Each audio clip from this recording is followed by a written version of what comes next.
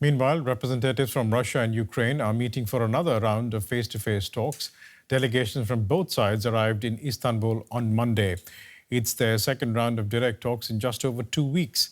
Neither President Zelenskyy or Putin will be in attendance, but security remains high in Istanbul.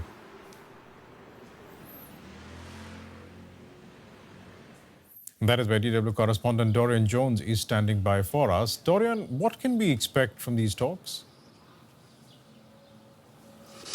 Well, I think at the moment the expectations are pretty low. I think there is a relief that these talks are still taking place, given the fact that Ukraine has launched these large drone attacks on Russian bases just 24 hours before the talks are due to take place. And before that, Moscow had been bombarding Ukrainian cities, inflicting large numbers of casualties. So given the fact that the military escalation continues, the fact that these talks are going ahead is seen as positive. It's seen, I think, a recognition that both sides don't want to appear weak ahead of these talks. And I think there's also possibly the influence of the United States.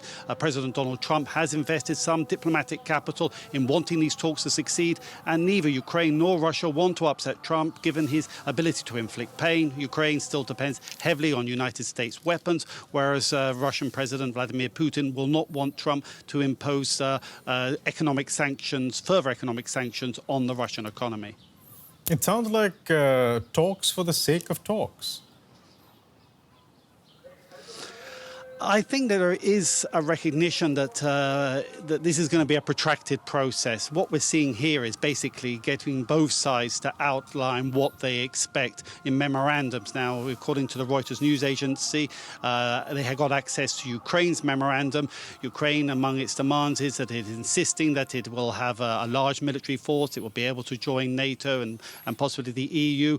And it's also calling for reparations as such. Now, we don't know what the Russians' demands are. The Ukrainian delegation speaking ahead of the talks said they're still waiting to hear what the Russian memorandum is. Now, when you get those two memorandums together, idea is that you start to look for some potential common ground. But no one's expecting any major breakthrough at the moment. It's more outlining what both sides want and then looking forward to another meeting to take this process slowly forward. I think the recognition is that any major breakthrough will only happen when you have the leaders of Ukraine and Russia and possibly the United States at the high table where a deal will be hammered out. These talks today are seen, I think, is slowly finding some common ground where they can agree, but it's going to be a painful process. This is the second time they're meeting in 2 weeks. Have there been any signs so far that either country is willing to relax their demands?